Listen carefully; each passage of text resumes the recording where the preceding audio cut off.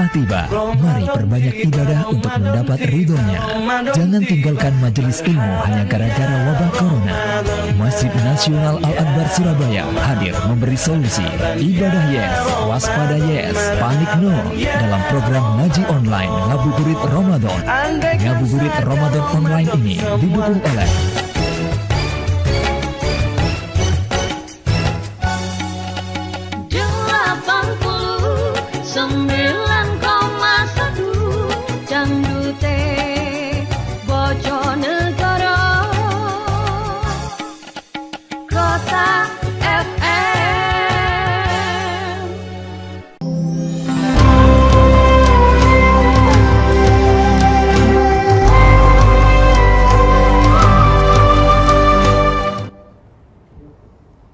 para pemirsa televisi dan para pendengar radio dimanapun Anda berada yang dirahmati oleh Allah Subhanahu wa Ta'ala. Syukur alhamdulillah kita kembali dipertemukan Allah Subhanahu wa Ta'ala dalam keadaan sehat walafiat. Seperti biasa kita dalam program Ngabuburit Online Ramadan 1441 Hijriah disiarkan langsung dari Masjid Nasional Al-Akbar Surabaya. Pemirsa dan juga para pendengar radio, sudah hadir di studio kami seorang dosen pengajar di Fakultas Syariah dan Hukum Universitas Islam Negeri Sunan Ampel Surabaya. Selain itu beliau adalah seorang kepala bidang tarbiyah di Masjid Nasional Al-Akbar Surabaya dan juga Wakil Sekretaris PWNU Jawa Timur. Assalamualaikum Bapak Dr. Haji Muhammad Hasan Ubaidillah, Sarjana Hukum MSI. Waalaikumsalam warahmatullahi wabarakatuh. Terima kasih sudah hadir di studio kami. Kami menunggu ini tausiah online, ngaji online bersama Bapak dan juga para santri yang ada di sini ini, adik-adik dari remaja Masjid Nasional Al-Akbar Surabaya. Mudah-mudahan sehat selalu. Amin, amin. Dan pemirsa, langsung saja kita ikuti bersama ngaji online bersama narasumber kita, Bapak Dr. Haji Muhammad Hasan Ubaidillah SHM SI. Selamat mengikuti. Bismillahirrahmanirrahim. Assalamualaikum warahmatullahi wabarakatuh. Hamdan wa syukran ya rabbal alamin. Wassalatu wassalamu ala ashrafil anbiya'i wal mursalin Sayyidina wa maulana Muhammadin wa ala alihi wa sahbihi ajma'in. Wa qala Allah ta'ala fi kitabihil karim, a'udzu billahi minasy syaithanir rajim. Bismillahirrahmanirrahim. Ya ayyuhalladzina amanu kutiba alaikumus syiyam kama kutiba alal ladzina min qablikum la'allakum tattaqun. Wa qala fi ayatil ukhra wa lanabluwannakum bisyai'in minal khawfi wal ju' wa naqsim minal amwali wal anfusi was thamarat wa basyiris sabirin alladzina idza asabathum musibah qalu inna lillahi wa inna ilaihi raji'un. Rabbi shrah li sadri wa yassir li amri wahlul 'uqdatam min lisani yafqahu qawli. Rabbi yassir wa la tu'assir, Rabbi tammim bil khair, amma ba'du.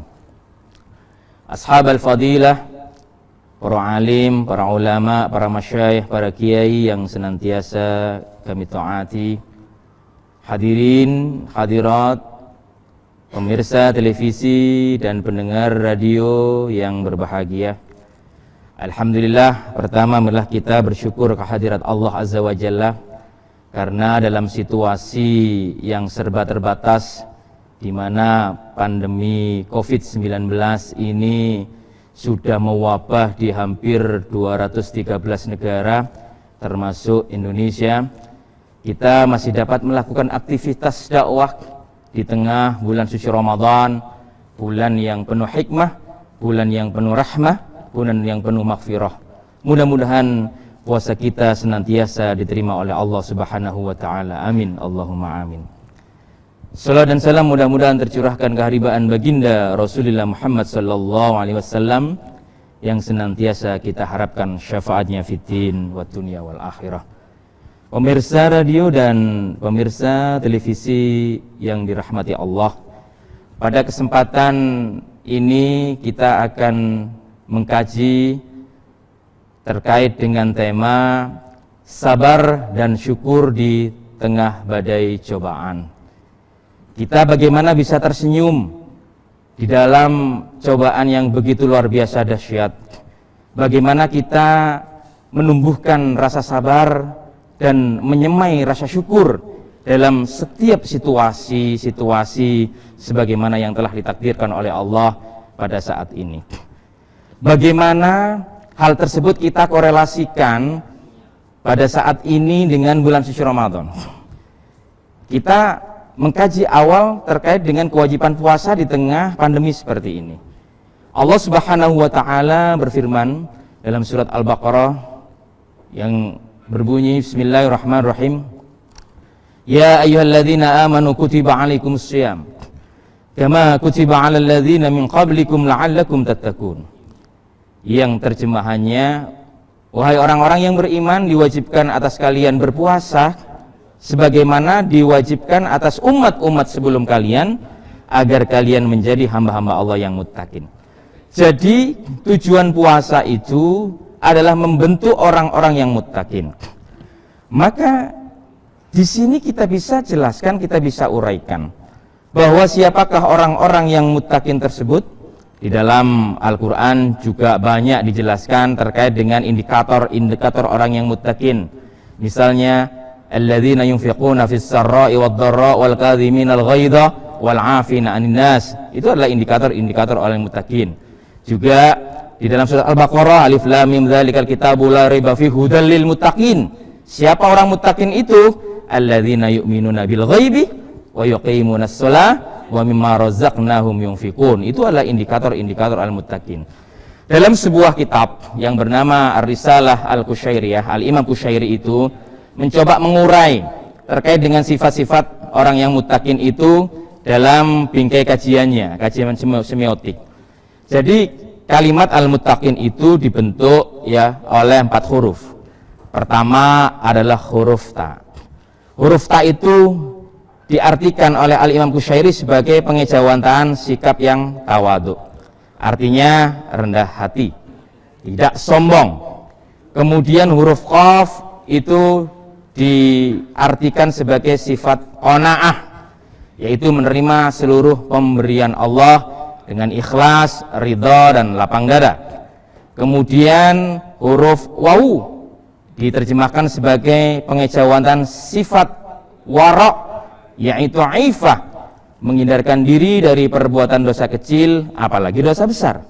Kemudian huruf ya diterjemahkan dan diartikan sebagai sifat yakin. Yakin semuanya datang dari Allah, yakin semuanya sudah ditentukan oleh Allah dan ditakdirkan oleh Allah. Ini erat kaitannya dengan bagaimana kita itu memupuk sifat sabar dan menyemai sifat syukur. Karena apabila kita perhatikan sifat-sifat tersebut, semua itu bermuara dan berpangkal dari bagaimana kita menumbuh kembangkan sifat sabar dan menyemai sifat syukur. Maka disinilah kemudian letak bagaimana korelasi antara saat ini kita melaksanakan kewajiban ibadah di bulan suci Ramadan di tengah wabah seperti ini. Ketika kita melaksanakan ibadah puasa pada tahun yang lalu-lalu misalnya tanpa wabah seperti ini, kita bisa melaksanakan seluruh aktivitas dengan bebas.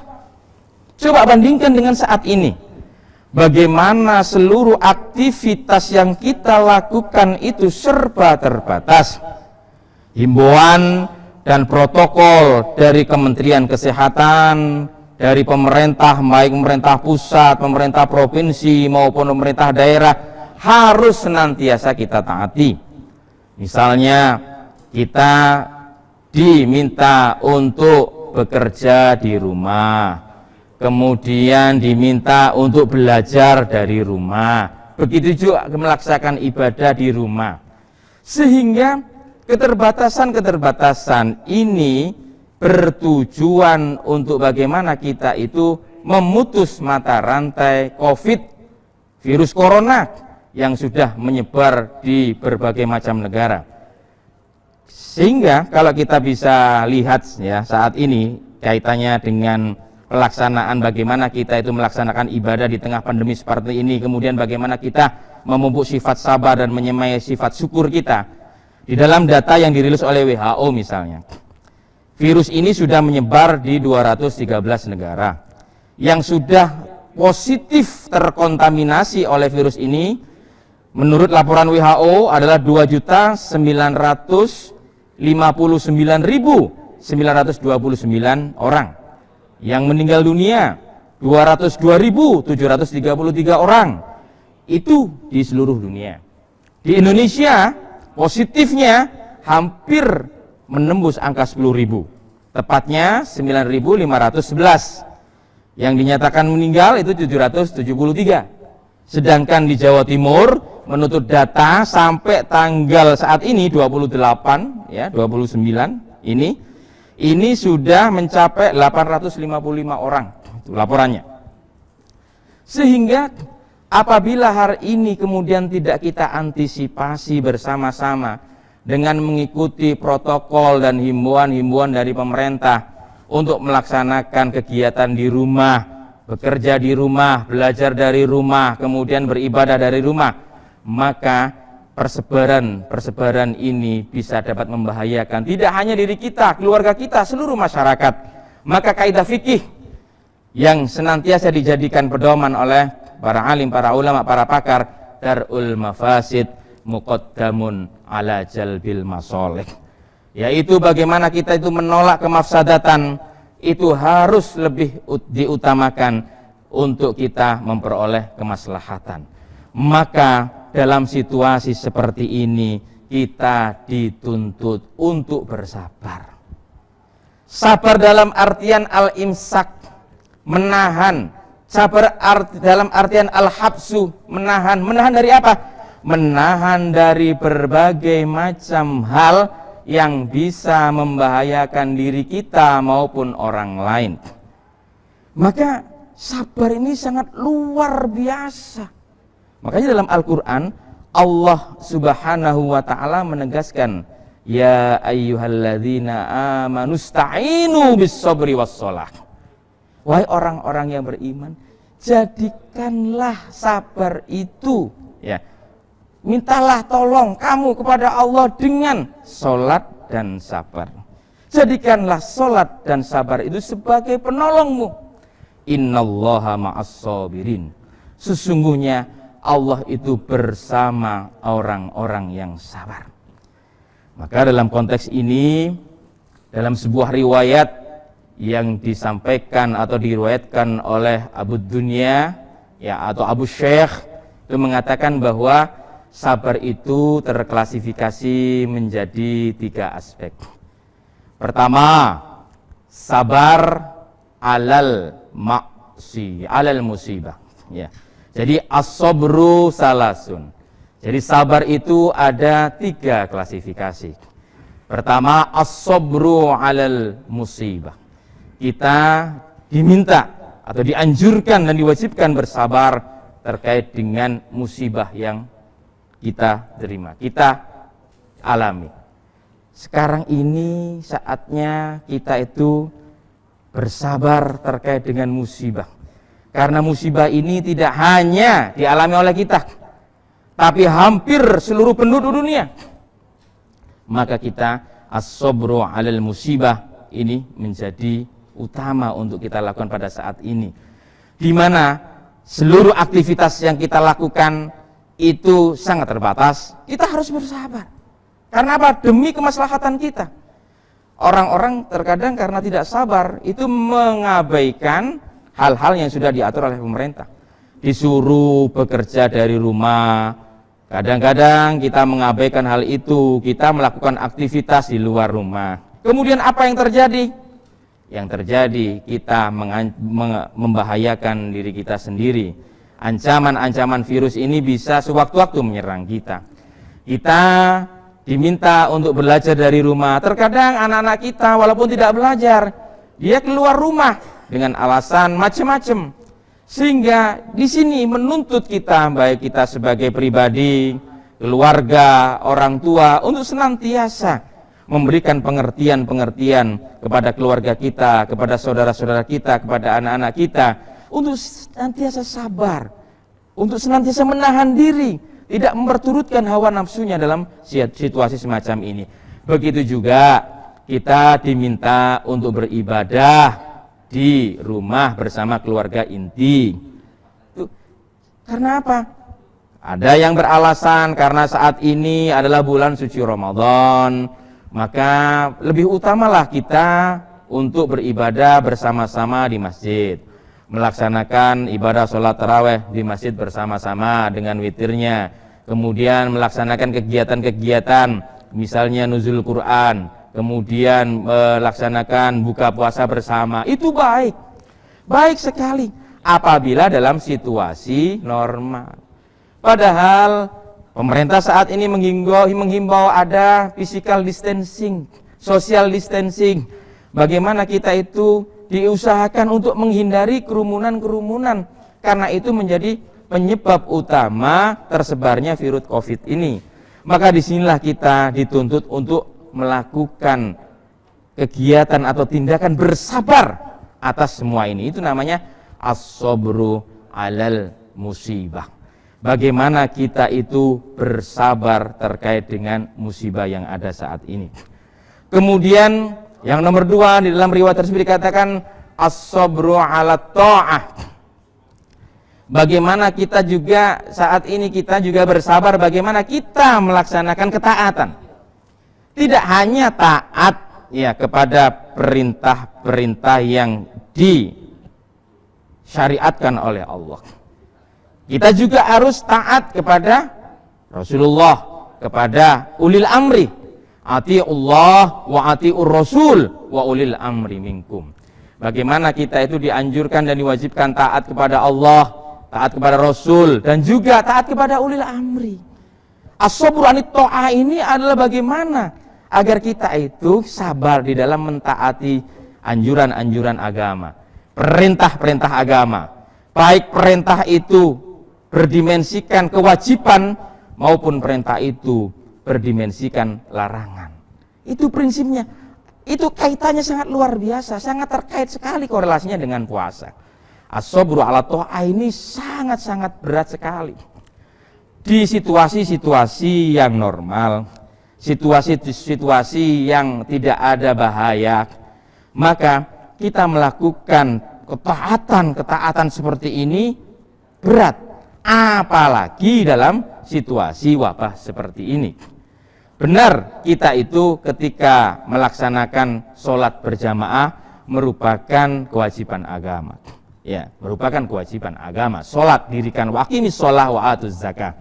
Dirikanlah sholat, tunaikanlah zakah. Kemudian dicontohkan oleh Rasulullah yang senantiasa mendirikan sholat dengan berjamaah. Kemudian menunaikan zakat. Akan tetapi ketika dalam situasi semacam ini kita dalam mendirikan sholat secara bersamaan itu dapat membahayakan, maka khifdun nafas, menjaga dan melihara jiwa kita, itu juga harus kita utamakan. As-sabru ala ta'ah, bagaimana kita sabar di dalam menjalankan ketaatan kepada Allah, ketaatan kepada Rasulullah, dan ketaatan kepada pemerintah. Karena apa? Karena pemerintah itu pada hakikatnya membikin aturan-aturan itu untuk kemaslahatan. Untuk kemaslahatan siapa? Untuk kemaslahatan masyarakat, untuk kemaslahatan rakyat. Maka korelasi antara taat kepada Allah, taat kepada Rasulullah, taat kepada ulil amri itu dalam korelasi tetap dalam bingkai kemaslahatan. Karena apa? Maqasidus syariah yang terformulasikan dalam usulul khamsah, yang pertama adalah khifduddin, kemudian khifdun nafas, khifdul aql, khifdun nasl, dan khifdul mal. Itu merupakan satu kesatuan yang harus ditegakkan. Maka dalam konteks memelihara kemaslahatan ini, ya, at-ta'ah, ya, as-sabru ala ta'ah, di mana kita itu harus konsisten dan sabar di dalam melaksanakan ketaatan kepada Allah, kepada Rasulullah, dan kepada ulil amri.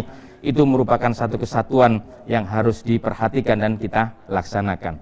Kemudian sabar itu juga ada as-sabru anil maksiyah. Jadi sabar kita konsisten, bersabar, menahan diri untuk tidak melakukan maksiat kepada Allah. Segala bentuk pelanggaran itu merupakan maksiat. Maksiat kepada Allah, maksiat kepada ketentuan-ketentuan yang telah ditetapkan oleh Allah. Maka kita harus bersabar dalam konteks itu. Maka disinilah ujian dari Allah itu saat ini benar-benar kita rasakan. Dalam Al-Quran, Allah Subhanahu wa Ta'ala menegaskan, وَلَنَبْلُوَنَّكُمْ بِشَيْءٍ مِنَ الْخَوْفِ وَالْجُوعِ وَنَقْصٍ مِنَ الْأَمْوَالِ وَالْأَنْفُسِ وَالثَّمَرَاتِ وَبَشِّرِ الصَّابِرِينَ. Dan aku uji mereka-mereka itu bisyai'in, dari sesuatu, sedikit sesuatu, minal khauf, takut. Coba saat ini, takut orang itu keluar, takut kemana-mana, takut terpapar, takut tertular, itu ujian dari Allah. Ujian dari Allah, takut itu merupakan ujian dari Allah. Minal khauf wal ju', lapar.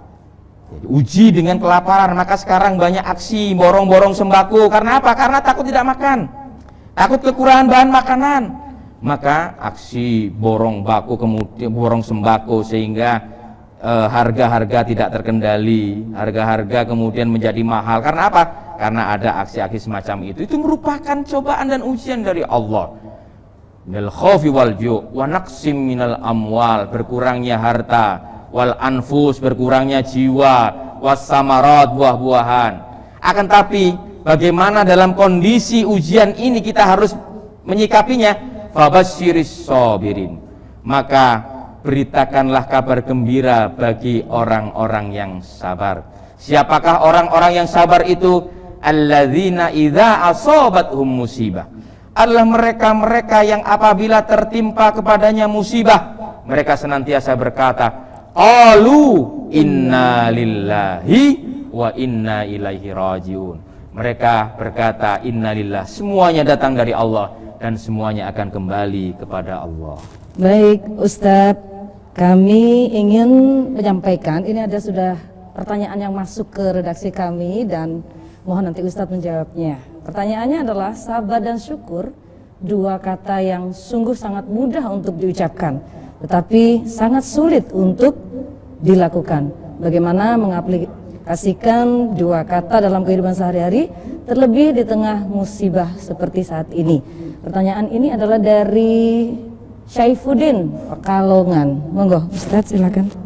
Ya, kalau itu mudah untuk dilakukan, maka ya tentunya ya itu tidak menjadi kendala. Memang sabar dan syukur ini adalah kata-kata yang tiap kali kita lakukan. Setiap kita menasihati orang, sabarlah dalam setiap segala musibah dan berbagai macam hal yang kemudian menimpa dirimu. Kemudian ketika kita melakukan sesuatu, kita diwajibkan atau dianjurkan untuk bersyukur. Maka sebenarnya ya, ketika kita mengaplikasikan sifat sabar dan syukur itu memang mudah diucapkan, tapi sangat berat untuk dilaksanakan. Karena apa? Karena ini merupakan kunci dari bagaimana kita itu memperoleh kebahagiaan di dunia, sa'adatun fi hayatid dunya wa sa'adatun fi hayatil akhirah. Bagaimana kita itu juga memperoleh kebahagiaan di kehidupan akhirat. Kuncinya sebenarnya ada pada kita menyemai sifat sabar, menemukan sifat sabar dan memunculkan rasa syukur. Karena ini adalah dua kunci bagaimana kita memperoleh kehidupan yang bahagia di dunia dan sekaligus bahagia di akhirat. Maka bagaimanakah caranya kita bisa bersabar dalam setiap ujian yang diberikan oleh Allah dan bersyukur atas segala nikmat yang telah diberikan oleh Allah? Maka di sini kemudian Rasulullah Shallallahu Alaihi Wasallam itu memberikan berbagai macam tauladan kepada kita. Di dalam sabda Rasulullah Muhammad Shallallahu Alaihi Wasallam itu dijelaskan bahwa orang-orang inna asyaddal bala al anbiya, sesungguhnya orang yang paling luar biasa diuji oleh Allah itu adalah al anbiya, para nabi. Summal aulia, summal ulama, kemudian kekasih Allah, kemudian para ulama. Summal amsal bil amsal, ubtuliyalau ala hasabidini. Kemudian dan seterusnya. Artinya apa? Artinya dalam hidup ini Allah Subhanahu wa taala memberikan ujian dan cobaan kepada kita semuanya. Ahasiban nasu ayyutraku ayyakulu amanna fahum la yuftanun. Itu kata Allah Subhanahu wa taala. Apakah kalian mengira, kalian berkata ayyakulu amanna fahum la yuftanun, Allah akan membiarkan kamu setelah kamu berkata amanna, saya beriman ya Allah, fahum la yuftanun, sedangkan mereka tidak diuji oleh Allah. Maka segala aktivitas atau kehidupan manusia itu penuh dengan ujian-ujian. Maka di dalam setiap ujian itu orang-orang yang bisa bersabarlah yang akan dapat menerima kemenangan, akan memperoleh kemenangan. Tentunya kita harus berlatih diri untuk menumbuhkan sikap sabar itu dalam diri kita. Sehingga ketika kita terus berlatih, insya Allah Subhanahu wa taala memberikan kekuatan kepada kita untuk senantiasa bersabar. Lantas bagaimana dengan syukur? Sabar itu lebih utama daripada syukur. Karena kalau syukur itu syakara yashkuru, ya, syukron, itu adalah berterima kasih. Berterima kasih terkait nikmat-nikmat yang telah diberikan Allah kepada kita. Tentunya itu seolah-olah lebih mudah untuk kita lakukan syukur tersebut. Baik itu syukur bil qalbi, syukur bil lisan, syukur bil jawarih, bisyairil jawarih, itu lebih mudah kita lakukan karena itu terkait dengan persoalan nikmat. Maka ketika kita senantiasa berpikir terkait keberadaan kita saat ini, di mana dalam situasi semacam ini kita masih diberikan kesehatan oleh Allah, kemudian kita masih bisa diberikan aktivitas, bisa melakukan aktivitas walaupun di rumah saja, bisa bekerja di rumah, bisa melakukan ibadah dari rumah, bisa belajar dari rumah. Itu merupakan wujud-wujud kenikmatan kalau kita sadari bersama, daripada orang-orang yang tidak bisa melakukan hal ini. Maka dalam setiap situasi apapun kita harus senantiasa mempunyai prinsip fabi ayyi ala rabbikuma tukadziban. Maka nikmat Tuhanmu yang manakah yang engkau dustakan? Di mana dalam segenap situasi apapun, dalam kondisi wabah semacam ini, kita masih diberikan Allah bisa menikmati dan menghirup nafas. Kita masih diberikan kenikmatan oleh Allah untuk dapat melakukan aktivitas, bisa menggerakkan anggota tubuh kita, bisa merasakan nikmatnya berbuka puasa, bisa merasakan nikmatnya bagaimana kita berkumpul dengan keluarga. Maka sabar dan syukur itu harus senantiasa kita tumbuhkan kesadaran. Kita semai di dalam diri kita dalam setiap situasi apapun yang ada dalam diri kita. Walaupun dalam kondisi apapun, di tengah keterbatasan saat ini, maka apabila kita melakukan itu dengan qanaah, dengan ikhlas, dengan ridho, semuanya datang dari Allah, semuanya akan kembali kepada Allah, maka yang namanya sabar dan syukur itu akan senantiasa tumbuh dalam diri kita. Itu mungkin yang bisa saya jawab terkait dengan persoalan ini. Karena apa? Karena ketika kita tadi korelasikan dengan tujuan puasa, yaitu untuk membentuk pribadi yang muttaqin, maka sifat sabar dan sikap syukur itu merupakan bagian yang tidak terpisahkan daripada keberhasilan puasa kita untuk menjadi orang-orang yang muttaqin. Ma'asyiral muslimin, pendengar radio dan pemirsa televisi yang dimuliakan oleh Allah. Maka pandemi corona COVID-19 yang ada saat ini tentunya membuat seluruh aktivitas kita serba terbatas. Maka dalam keterbatasan yang ada saat ini, tentunya kita harus pandai-pandai menyikapinya. Sehingga orang-orang yang pandai menyikapinya itulah yang insya Allah akan sukses dan survive dalam menjalani hidup. Apalagi pada saat ini kita di dalam bulan suci Ramadan, di mana bulan-bulan ini Allah membuka pintu rahmat, membuka lebar-lebar pintu maghfirah, kemudian Allah juga menjanjikan untuk itkun minan nar. Maka sangat sayang sekali apabila dalam Ramadan di tengah pandemi saat ini kita tidak melakukan apa-apa, tidak melakukan aktivitas ibadah. Padahal Allah Subhanahu wa ta'ala dalam situasi apapun itu senantiasa memberikan rahmat kepada kita. Maka sabar itu menjadi kunci utama. Syukur itu menjadi kunci utama dalam kita sukses untuk menjalankan ibadah bulan suci Ramadan. Mudah-mudahan dengan kita senantiasa memupuk sifat sabar, kemudian menumbuhkan rasa syukur, maka puasa kita senantiasa diterima oleh Allah Subhanahu wa Ta'ala. Marilah untuk mengakhiri kajian pada sore hari ini, kita bersama-sama berdoa kepada Allah Subhanahu wa Ta'ala agar virus COVID-19 ini segera diangkat oleh Allah, sehingga kita dapat melaksanakan ibadah bulan suci Ramadan dengan penuh khusyuk, dengan penuh khudu', kemudian kita menggapai kemenangan di Idul Fitri. Mudah-mudahan kita semuanya diberikan kesehatan oleh Allah, panjang umur Allah, dan kemudian semua amal ibadah kita diterima oleh Allah Subhanahu wa Ta'ala. Bismillahirrahmanirrahim. Allahumma sholli ala sayyidina Muhammad wa ala ali sayyidina Muhammad. Alhamdulillahirabbil alamin. Allahumma rabbana taqabbal minna sholatana wa siyamana wa qiyamana wa ruku'ana wa sujudana wa tamim taksirana ya ilahal alamin wa ya khairan nasirin bi rahmatika ya arhamar rahimin. Tahassana bidil izzi wal jabarut wa atasamna bi rabbil mulki wal malakut wa tawakkalna alal hayyil ladzi la yamut. Isrif annal bala wal waba wat ta'na wat ta'an wal asqam wal amrad wal qarana innaka ala kulli syai'in qadir wa bil ijabati jadir ya ni'mal maula wa ya ni'man nasir wala haula wala quwata illa billahil aliyil azim. Rabbana atina fid dunya hasanah wa fil akhirati hasanah wa qina adzabannar walhamdulillahi rabbil alamin.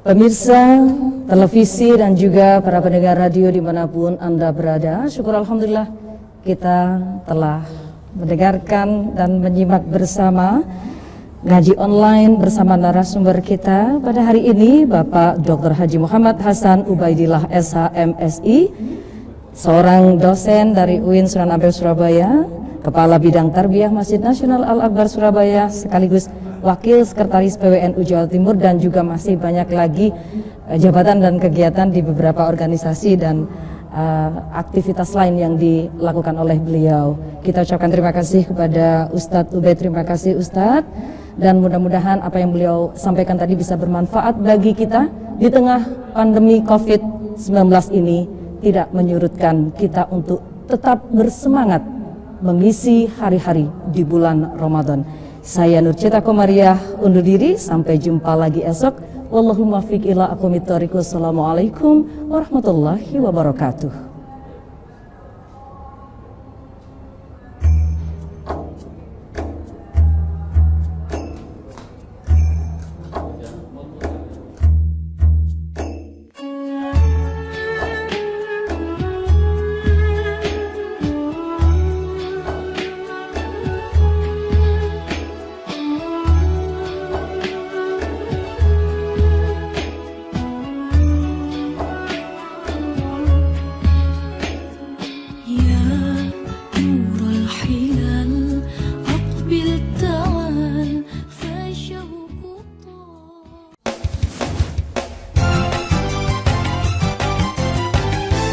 Dangduti Bojonegoro 89,1